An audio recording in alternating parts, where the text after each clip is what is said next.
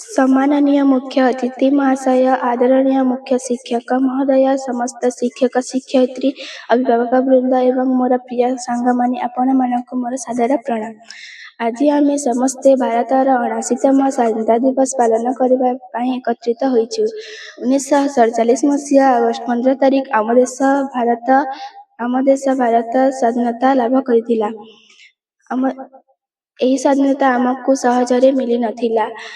एथिपाई अनेक स्वाधीनता संग्रामी निज जीवन को उत्सर्ग करथिले।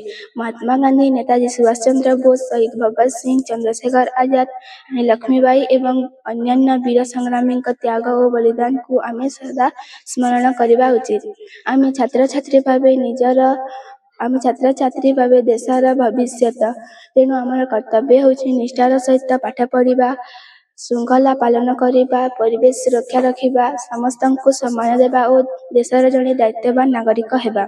आसंतु आज यही पवित्र दिन में आम समस्ते शपथ नेबा जे आम देश भारत आम देश गौरव को सदा अक्षुण्ण रखा एवं एक सुंदर समृद्ध और सशक्त गढ़िबारे भारत गढ़िबारे निजर अवदान रखा।